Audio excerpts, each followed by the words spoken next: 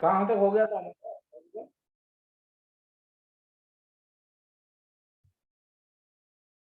हाँ Anshika, oblique collision कर रहे थे। करा दिया था मैंने ना, कोलिजन तो खत्म हो गया है, हाँ बस क्वेश्चंस प्रैक्टिस करने हैं ना।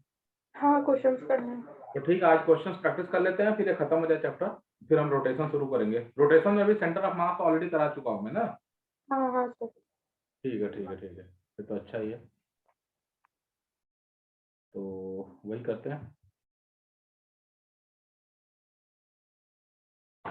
चलो लिखो भाई, क्वेश्चन लिखो तो ट्राई करो, निकाल दो क्वेश्चन। वैश्विक यस सर। कहाँ गए थे पिछले क्लास में भाई? भाग लेके आ रहे।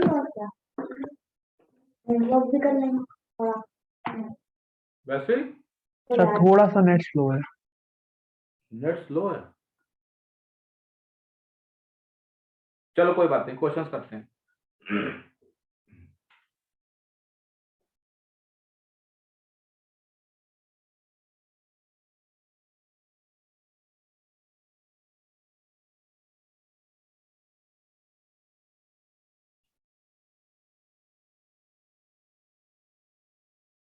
मोमेंटम वगैरह तो मैं पढ़ा ही चुका हूँ, सारा तो हो ही गया, फिर अच्छे क्वेश्चंस हम ट्राई कर सकते हैं। चलो देखो भाई, ध्यान देखो भाई, यहाँ पे ना दो बॉल है और दोनों को हमने रस्सी से बांध रखा है, रस्सी की लेंथ है एल।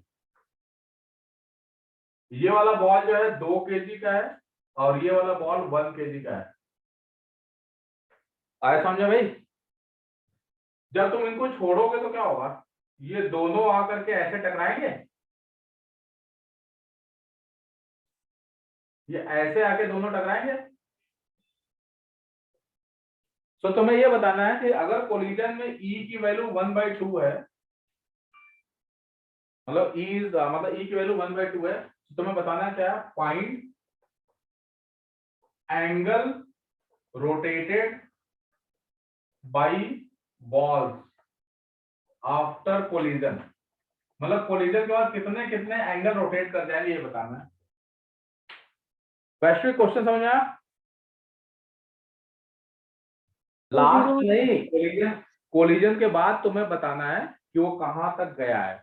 उसके बाद तो ऑब्वियस है कि फिर आएगा, टकराएगा, रुकेगा, वो बात की बात है। हमें तब नहीं देखना, हमें उस समय देखना है कोलिजन हुआ, उसके बाद मान लो ये यहाँ से यहाँ तक चला गया, तो तुम क्या बोलोगे, 90 डिग्री घूम गया। ऑब्वियस फिर यहाँ से रुकेगा थोड़ी ना, तो फिर वापस आएगा ही ना, समझ आई बात? हाँ मान लो कोलिजन के बाद ये रुक गया, गया ही नहीं, तो क्या कहोगे कि 0 डिग्री घुमा है। बस ये बताना है तुम्हें, ठीक है? हाँ कैसे पता करेंगे, देखो ध्यान से। एक बात बताओ, ये एल साइड लेंथ का है, तो बताओ ये नीचे आएगा तो कितना नीचे आएगा, एल ही तो आएगा भाई, ये घूम हाँ। क्या रहा है। तो जरा बताओ इंडिविजुअल स्पीड कितनी होगी दोनों की, √2gl। समझ में आया कैसे हुआ भैया? ये एल हाइट नीचे आया ना, तो mgl loss of potential energy equal to gain in kinetic energy. So you can write mgl equal to half mv square, and from this formula we will get v equal to √2gl। वैश्विक समझ में आई ये बात? अरे yes sir. वैश्विक, yes sir. Collision से पहले दोनों की स्पीड √2gl है, ये समझ में आया? Yes sir. बस ये सुन लो ध्यान से। अब सुनो भाई बच्चा पार्टी, ध्यान सुनना, ये रस्सी उसी भूल जाओ, सिर्फ ये देखो, यहाँ पे एक पार्टिकल है 2 kg का और यहाँ पे पार्टिकल है 1 kg का। ये वाला ऐसे आएगा इधर की ओर, ये वाला ऐसे आएगा। समझ में आया ये चीज? भाई ये वाला इधर से आ रहा है, ये वाला इधर से आ रहा है ना, टकरा रहा है ना ऐसे, और कितने स्पीड से आ रहा है, √2gl से। चिराग समझ में आया चीज? हाँ सर। अच्छा सुनो, अब कोलिजन के बाद क्या होगा, मान लेते हैं कि कोलिजन के बाद ये 2 kg वाला इधर जा रहा v1 स्पीड से और 1 kg वाला भी पीछे लौट गया v2 स्पीड से। वैश्विक ये समझ में आया स्टेप? Yes sir. अब क्या करोगे, मोमेंटम कंजर्वेशन लिखोगे। कैसे लिखेंगे मोमेंटम कंजर्वेशन भाई? ध्यान देखना, मैं लिख रहा हूं, इसको लिखोगे 2 into √2gl plus 1 into minus of √2gl। Antika minus क्यों लिखा मैंने? अपोजिट डायरेक्शन में है। वेरी गुड बेटा। इज इक्वल टू क्या लिखोगे, 2 into v1 plus 1 into v2। देखो तो भाई सॉल्व करने पे क्या आ रहा है, 2v1 plus v2 is equal to under root 2gl। देखो तो सही है, यही आ रहा है पहला इक्वेशन। शुभांगी समझ आई ये बात? Yes. अरे जल्दी बोला करो तुम लोग, समझ आया इतना? हाँ सर। गुड। चिराग तुम बोलो, बाकी सबका आवाज थोड़ा सा वो हो रही है। यहाँ तक पहला स्टेप समझ आया। अब दूसरा ना ई वाला लिख लो। कैसे लिखोगे भाई? E equal to 1/2 equal to लिखोगे v2 minus v1 divided by under root 2gl minus minus of under root 2gl। कुछ समझ आया क्या किया मैंने? सर एक बार फिर से मतलब समझाइए, नहीं समझ में नहीं अरे आया। अंडर रूट 2gl इसकी स्पीड है, इधर वाले की लेफ्ट वाले की, हाँ और राइट वाले की माइनस माइनस करेंगे ना तो प्लस हो जाएगा ना। हाँ। तो ये हो जाएगा तुम्हारा v2 minus v1 upon 2 under root 2gl। यहां से सॉल्व करोगे तो यहां से हमारे पास रिलेशन आ जाएगा v2 minus v1 is equal to under root 2gl। देख लेना भाई, ये सेकंड इक्वेशन है जी। सर सेकंड इक्वेशन को, समझ में आया बेटा तुमको? Yes sir. Sir second equation को 2 से मल्टीप्लाई करके ऐड करते हैं। ऐसा कुछ नहीं, घटा भी सकते हो घटा तो देखो अपने आप ही आ जाएगी, ठीक है। सर ऐड करना प्रेफर करते हैं, वरना साइन चेंज में अगर गड़बड़ हो गई तो गया। अरे कुछ नहीं होगा, तुम घटा के तो देखो, बड़ा सही मजा आएगा। घटाओ तुम, इसी में से ना इसको घटा दो, फर्स्ट में से सेकंड को घटाओगे ना तो ये हो जाएगा तुम्हारा 3v1। यहां लिख देता हूं मैं 3v1 इक्वल टू 0। सर तो v1 v1 इक्वल टू आ जाएगा 0, और अगर v1 0 आ गया तो v2 आ जाएगा अंडर रूट 2gl। कुछ समझ में आया बेटा? इसका क्या मतलब समझा तुमने? ये जो दो सर, kg collision वाला के बाद- ball है, ये रुक कोलिजन गया। के बाद 2 kg बॉल वहीं रहा और 1 kg ball back to original पहुंच गया। बिल्कुल सही बात है। ये वाला अंडर रूट 2gl की स्पीड से ही लौटा है। तो याद करो, मैंने जब सर्कुलर मोशन पढ़ाया था, वर्टिकल सर्कुलर मोशन, तो मैंने क्या कहा था कि अगर अंडर रूट 2gl स्पीड दोगे तो एग्जैक्टली वो सस्पेंशन लेवल तक आएगा। याद है कुछ? हाँ सर। इसका मतलब नहीं। एग्जैक्टली जहां से वो छोड़ा गया था ना वहीं पे वापस आ जाएगा। कितना एंगल घूम गया भैया? 90। तो क्या बोलोगे कि जो सर 2 kg वाला जो था वो 0 डिग्री घुमा है, मतलब चला ही नहीं, और 1 kg वाला फिर वापस जहां से चल के आया था वहीं पे पहुंच गया, मतलब 90 डिग्री घूम गया। शिवांगी,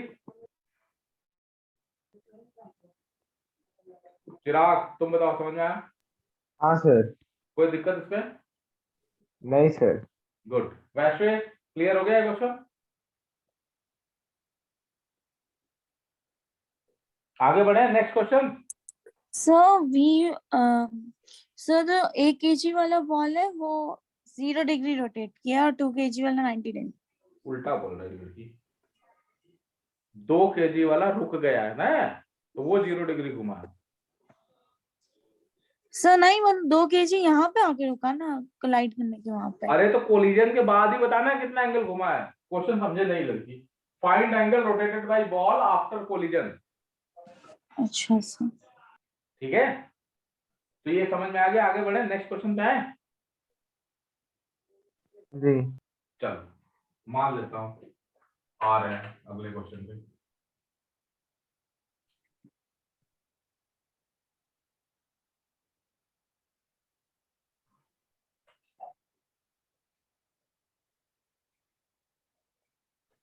चलो एक आध तो थोड़ा इंपल्स वाले भी क्वेश्चन कर लो। यहाँ पे समझो भाई, यहाँ पे एक बॉल है, सॉरी ब्लॉक है, यहाँ पे एक दूसरा ब्लॉक है, ये स्प्रिंग से बंधा हुआ है, इसका मास है m1, इसका मास है m2 और इसका कांस्टेंट है k। ठीक है, यहां से ना तुमने इंपल्स जनरेट किया है j। ध्यान रखना, क्या इंपल्स जनरेट किया भाई? j। तो लिखो, क्वेश्चन लिखो, मैं बोल रहा हूं लिखो।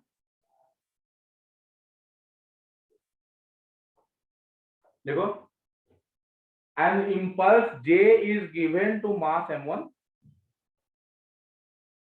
an impulse j is given to mass m1, mass m1। तुम्हें बताना क्या? फाइंड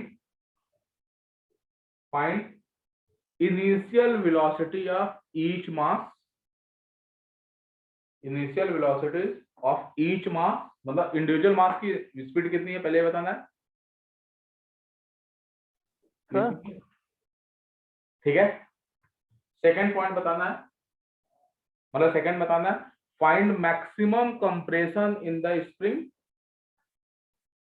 सेकंड बताना है, find maximum compression in the spring. Spring में मैक्सिमम कितना कंप्रेशन होगा ये बताना है। थोड़ा अलग सा क्वेश्चन है, ट्राई करो, देखते हैं। ठीक है, सर वैसे क्लियर हुआ मैं क्या बोल रहा हूँ कि जब ये तुम इंपल्स दोगे ना M1 को, तो उस टाइम कुछ समय के लिए बिल्कुल स्टार्टिंग में M2 पे कोई इफेक्ट नहीं आएगा। कहोगे क्यों सर M2 पे क्यों नहीं आएगा? क्योंकि बेटा M2 को कौन इफेक्ट डालेगा? स्प्रिंग। और स्प्रिंग तभी फोर्स लगाएगी जब स्प्रिंग अपनी नेचुरल लेंथ से कंप्रेस या फिर एक्सटेंड होगी। वैसे समझ में आएगा। और मैंने एक बात बताई थी कि स्प्रिंग को कंप्रेस या एक्सटेंड होने में, स्ट्रेच होने में थोड़ा समय लगता है, बहुत माइक्रो सेकंड ही लगता है, लेकिन लगता है। तो जब तुम इसको जे दोगे ना M1 वाले को, तो याद रखना इसके स्प्रिंग पे कोई फर्क नहीं पड़ेगा शुरू में, बिल्कुल स्टार्टिंग में। और जब स्प्रिंग कंप्रेस ही नहीं होगी तो M2 पे भी कोई फर्क नहीं पड़ेगा, बिकॉज M2 तो चलेगा स्प्रिंग की हेल्प से। स्प्रिंग में कोई चेंज ही नहीं आ रहा तो M2 क्यों चलने लगा? ठीक है, तो हम कैसे करेंगे? तो जो भी जे दोगे वो सिर्फ M1 को मिलेगा। सर तो हम लोग अभी तक M1 शुरू में रेस्ट में था और बाद में मान लो v वेलोसिटी से जाने लगा, तो M1 जब रेस्ट पे होगा और v वेलोसिटी से जाने लगा, तो सीधे सीधे J इक्वल टू लिखोगे M1 इंटू v माइनस 0। याद करो, बताया था मैंने, इंपल्स इक्वल टू होता है चेंज इन लीनियर मोमेंटम। तो बताओ यहां से v की वैल्यू हो जाएगी J अपॉन M1। पहले बताओ इतनी बात समझ में आई? तो याद रखना ये जो वेलोसिटी है ना वो इसकी वेलोसिटी है बिल्कुल शुरुआत में। तो अगर t इक्वल टू 0 की बात करूं मैं, तो M1 की जो वेलोसिटी है v ऑफ M1 वो यही है J बाई M1, और v ऑफ M2 क्या होगा भाई? 0 होगा। कुछ समझ में आया? बिल्कुल स्टार्टिंग में। अब लेकिन इसके बाद सोचो क्या होगा, ये कहानी बदल चुकी है। अब ये क्वेश्चन तुम्हारा एक तरह से कुछ ऐसा बन गया, ये क्वेश्चन ना तुम्हें ऐसे भी आ सकता था, इस टाइप के फॉर्मेट में भी आ सकता है कि ये M1 मास है, ये M2 मास है, ये कांस्टेंट की है, हमने इसको v वेलोसिटी दे दी है। मतलब हम इंपल्स इसको दे या फिर v वेलोसिटी दे, क्वेश्चन सेम है, सेम क्वेश्चन आ गया कि हमने M1 को v वेलोसिटी दे दी है। जरा सोचो ध्यान से, जब तुम v वेलोसिटी दोगे, सोचो, तो ये स्प्रिंग दबेगी भाई, स्प्रिंग की नेचुरल लेंथ छोटी होगी, मतलब घटेगी। हाँ और स्प्रिंग जब दबेगी तो जरा बताओ स्प्रिंग M1 पे किधर फोर्स लगाएगी? अगर मैं बोलूं फोर्स M1 पे किधर लगाएगी, जल्दी बताओ। बाएं ऐसे, तरफ। हाँ ऐसे फोर्स लगाएगी ना। हाँ और M2 पे किधर लगाएगी बेटा, ये बताओ जरा। Right side. राइट साइड में F लगाएगी। ये बात पहले बताओ, इतना समझ आया? हाँ सर। तो एक बात बताओ, इस फोर्स की वजह से इसकी जो स्पीड होगी v, वो घटेगी ना। हाँ और इसकी स्पीड 0 से क्या करेगी? बढ़ेगी। समझ में आया? जो स्प्रिंग होगी M2 को चलाने का काम करेगी और M1 को रोकने का काम करेगी। चिराग समझ में आई ये बात? जी सर। अब सुनो, ध्यान सुनना, शुरू में ये चल ही नहीं रहा था और ये चल रहा था, याद करो। तो स्प्रिंग दब रही होगी, दब रही होगी, दब रही होगी, समझ में आया? लेकिन ये भी अब चल रहा है, इसकी भी स्पीड बढ़ रही है, इसकी स्पीड कम हो रही है। शुरू में कुछ समय के लिए इसकी स्पीड इसके स्पीड से ज्यादा होगी, और जब तक M1 वाले की स्पीड M2 से ज्यादा होगी तब तक स्प्रिंग दबती रहेगी, कंप्रेस होती रहेगी। ठीक है, तो याद रखना इसकी स्पीड लेकिन v से घटते घटते मान लो v0 हो गई, और इसकी स्पीड 0 से बढ़ते बढ़ते v0 हो गई, मतलब दोनों की वेलोसिटी हो गई बराबर। अब क्या होगा? कहोगे सर अब ये तो ऐसे ही जाते रहेंगे। नहीं, स्प्रिंग अभी भी दबी हुई है, अभी भी स्प्रिंग फोर्स लगा रही है M2 पे राइट की ओर, अभी भी स्प्रिंग M1 पे फोर्स लगा रही है लेफ्ट की ओर। तो अब क्या होगा? इस v0 की जो वैल्यू होगी ना M1 की, वो और घटेगा, वो और कम होगा, और इसकी वैल्यू जो होगी वो और बढ़ेगा। लेकिन एक बात बताओ, जैसे ही पीछे वाले की स्पीड कम और आगे वाले की ज्यादा होगी। ये जो कंप्रेशन था स्प्रिंग के अंदर वो धीरे धीरे अब घटने लगेगा, मतलब वो जो दबा हुआ था स्प्रिंग, अब वो दबाव जो होगा ना, कंप्रेशन जो होगा वो थोड़ा हटेगा, मतलब स्प्रिंग अपनी नेचुरल लेंथ में वापस आने लगेगी। तो तुमने क्या देखा, कब तक कंप्रेस होता रहेगा, जब तक कि इसकी और इसकी स्पीड दोनों की वी नॉट नहीं हो जाती, मतलब जब तक कि दोनों की स्पीड बराबर नहीं हो जाती। तो ये यही इसका कंसेप्ट था। तो जान लो इसमें कि स्प्रिंग में मैक्सिमम कंप्रेशन तभी होगा जब इसकी और इसकी दोनों की स्पीड इक्वल होगी, जब दोनों की स्पीड बराबर होगी। जब तक स्पीड अलग अलग रहेगी तब तक एक्सटेंशन या कंप्रेशन चल रहा होगा। मैक्सिमम कंप्रेशन के केस में दोनों ब्लॉक का स्पीड सेम हो जाता है, यही रूल है। स्पीड बल्कि ना बोलो बल्कि वेलोसिटी बोलो कि दोनों ब्लॉक की वेलोसिटी सेम हो जाती है, और वो वेलोसिटी सेंटर ऑफ मास की वेलोसिटी के बराबर होती है। तो इसमें पहले बताओ ये सारी बातें समझ में आई कि तुम लोगों को नहीं, जितना मैंने अभी समझाया है? जल्दी बोलो, क्विक, बिना टाइम बर्बाद किए। हाँ सर। सर वो बोले थे ना अभी मैक्सिमम कंप्रेशन हाँ, के बाद। मैक्सिमम कंप्रेशन हो चाहे मैक्सिमम एक्सटेंशन हो, उन दोनों केस में इन दोनों ब्लॉक का स्पीड सेम होना चाहिए, वेलोसिटी सेम होनी चाहिए, ये रूल है। अच्छा ठीक है सर। वैश्विक, क्लियर हुआ ये बात? Yes sir. हाँ, तो लिख लो, इसमें एक लाइन लिख लो, स्टार मार्क करके लिखो, in case of maximum compression और maximum extension, in case of maximum compression or maximum extension, in case of maximum compression or maximum extension,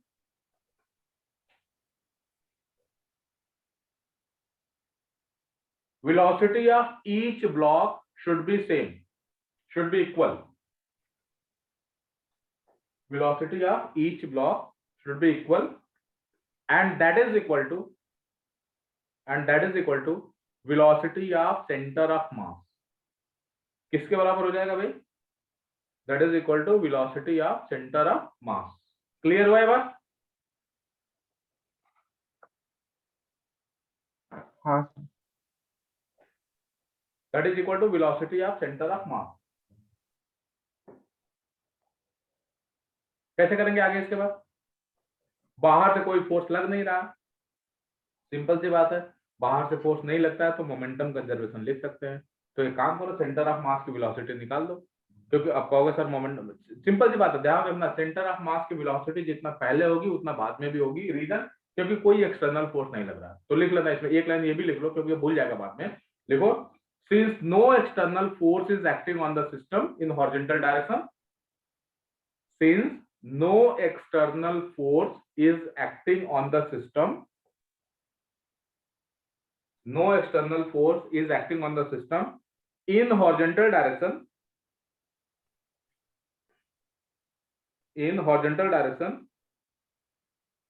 so velocity of center of mass remains constant. Velocity of center of mass remains constant. Centre of मास की velocity पे कोई भी effect नहीं आएगा, कोई भी changes नहीं आएंगे। ठीक है, तो कैसे निकालोगे? तो निकाल लो भैया, v centre of mass equal to m1 v1 plus m2 v2 divided by m1 plus m2, यही तो होता है फॉर्मूला। रखो m1 इंटू v1, v1 क्या लिखोगे भाई? ये वाली वैल्यू है j by m1 plus m2 into 0, क्योंकि शुरू में रेस्ट में था वो, divided by m1 plus m2। कितना है भाई सॉल्व करने पे? सॉल्व करने पे इसकी वैल्यू आ जाएगी j divided by m1 plus m2।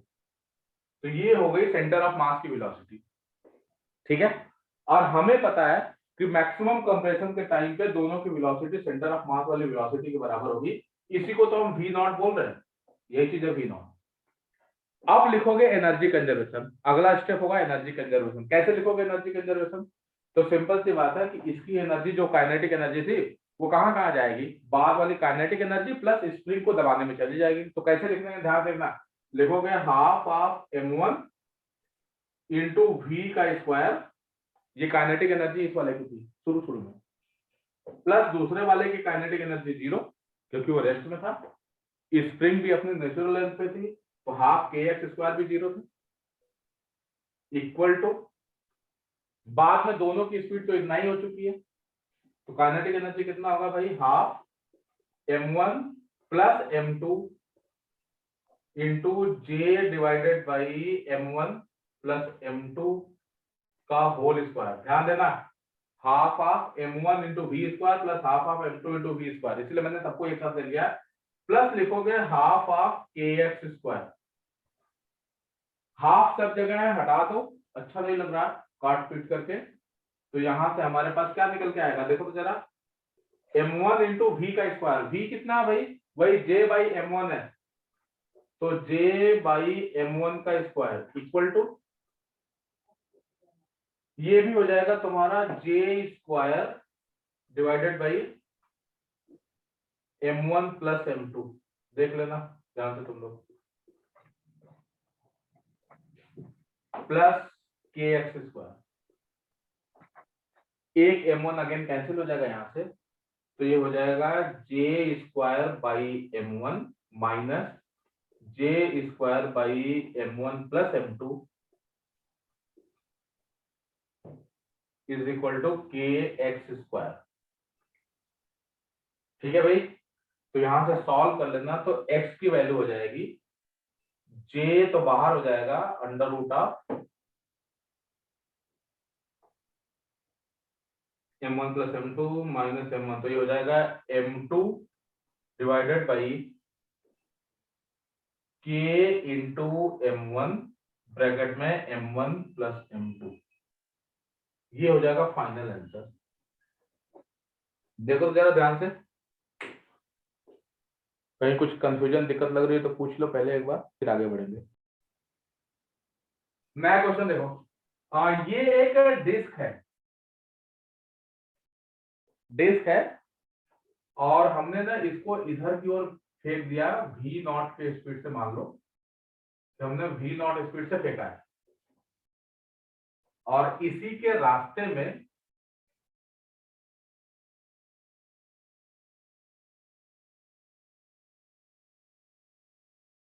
दो डिस्क और है, ऐसे रखिए, एक ये डिस्क है एक ये डिस्क है, दो डिस्क होगी। तो बताओ ये जाएगा तो इससे टकराएगा ना, ठीक है। इसका भी मास m है, इनका भी मास m है, इनका भी मास m है, लेकिन साफ साफ दिखाई दे रहा है कि रेडियस अलग अलग होगी। तो इसकी रेडियस है r, इसकी रेडियस होगी r, इसकी रेडियस हो जाएगी 2r। कोलिजन के बाद हो क्या रहा है कि कोलिजन के बाद ये बड़ी वाली डिस्क ना रुक जा रही है, मतलब अपनी जगह पे गई, टकराई और रुक गई। तो ऑब्वियस है कि ये दोनों इधर और इधर जाएंगे। वैसे समझ में आ रही बात भाई, ये जब ये टकराएगा तो ये इधर मूव करेगा, ये इधर मूव करेगा। ये कैरम में नहीं खेलते हैं, कैरम जैसा कुछ, इसको तुमने मारा ये इधर जाने लगेगा, इधर जाने लगेगा। तो तुम्हें ये बताना है कि कोफिशिएंट ऑफ रेस्टिट्यूशन कितना है इनके कोलिजन का। क्वेश्चन क्या दिया हुआ है, मास इक्वल है तीनों का, ये दोनों आइडेंटिकल है, ये गई और इससे जाकर टकरा के स्टॉप कर गई, रुक गई अपनी जगह पे। तो तुम्हें बताना है कि what is coefficient of restitution. तो लिख लो, इस पहले क्वेश्चन को लिख लो, लिखो bigger disc moving with velocity v naught, लिखो bigger disc moving with velocity v naught collides with two identical disks, collides with two identical disks as shown in diagram, as shown in diagram। उसके बाद लिखोगे, लिखो full stop बाद, if bigger disk comes to the rest after collision, bigger disk comes to the rest after collision, मतलब रुक जा रही है, तो तुम्हें बताना find coefficient of restitution of collision, find coefficient of restitution of collision. Collision में कोफिशिएंट ऑफ रेस्टिट्यूशन की वैल्यू कितनी होगी ये बताना है तुम्हें, मतलब स्मॉल ई की वैल्यू कैलकुलेट करनी है। देखो भाई, जब ये कोलाइड करेगा, जिस टाइम पे कोलिजन हो रहा होगा, थोड़ा उस टाइम का एपिसोड देखो क्या हो रहा होगा। ये है बड़ी वाली डिस्क और एग्जैक्टली उसी टाइम पे कोलिजन हो रहा है, मतलब ये कुछ ऐसा है, ध्यान देखना। ये हो गया छोटी डिस्क, देखो तो जरा सही है, ये ऐसे ही कोलाइड करेगा ना।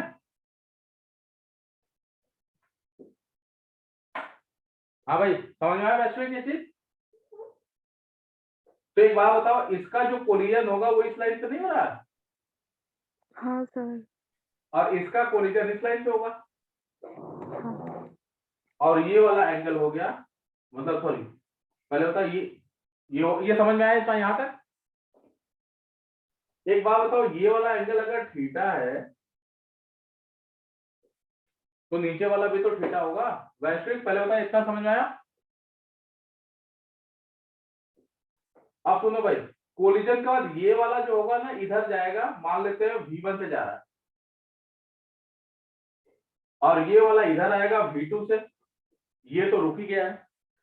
जानते हो ये दोनों आइडेंटिकल है, सिमेट्रिकल प्लेसिंग है ना, तो V1 और V2 बराबर होगा, इसको बताने की जरूरत तो है नहीं।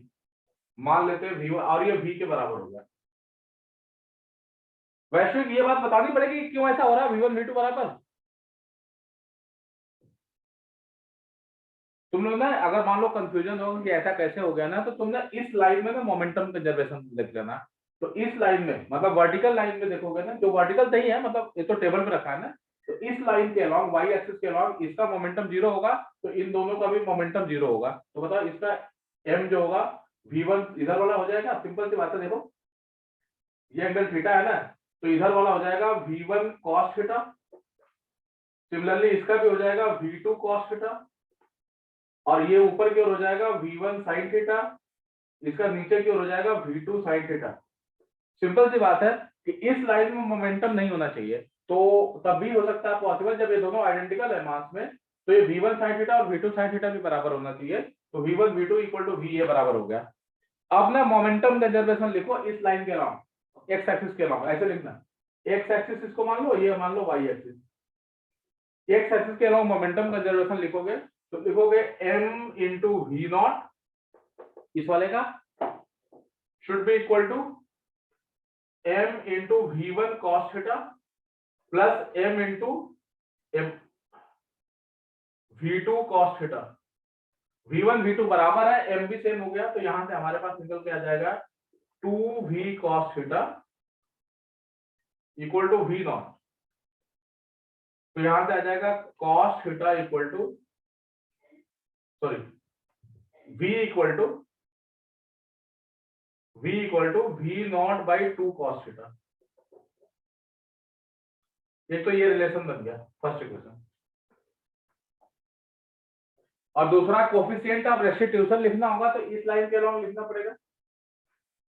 तो क्या लिखोगे, E इक्वल टू, हमें यही पता करना है, E equal to,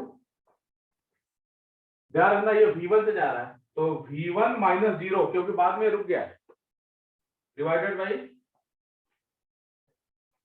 V not का इधर वाला कंपोनेंट हो जाएगा V नॉट cos थीटा, और V1 की जगह पे V रख दो, सीधी सी बात है, तो V by V not cos theta, ये है तुम्हारा E की वैल्यू। ठीक है, तो यहां से बताओ V बाई V नॉट अगर निकालोगे ना, तो ये हो जाएगा तुम्हारा 1 बाई cos थीटा तो रहेगा ही रहेगा, बाई 1 बाई 2 cos थीटा हो जाएगा। तो E की वैल्यू एक्चुअल में देखा जाए तो आ रही है 1 divided by 2 cos square theta, ये आ गया E की वैल्यू। अब प्रॉब्लम आती है कि ये cos स्क्वायर थीटा कैसे निकालेंगे। तो ध्यान देखना भाई, यहां से यहां तक का डिस्टेंस हो जाएगा 3r, और ये डिस्टेंस है r, तो साइन थीटा जब लिखोगे तो हो जाएगा r डिवाइडेड बाई 3r, मतलब 1/3, तो cos थीटा हो जाएगा तुम्हारा अंडर रूट ऑफ 1 माइनस 1/9, मतलब ये हो जाएगा अंडर रूट ऑफ 8/9। तो cos स्क्वायर थीटा कितना हो जाएगा 8/9, इसको लाके यहाँ पे प्लेस कर दो, तो फाइनली देखो 1 divided by 2 cos square theta की जगह पे 8/9 कितना भाई, तो E की वैल्यू यहां से आ जाएगी 9/16, ये है final answer. E equal to 9/16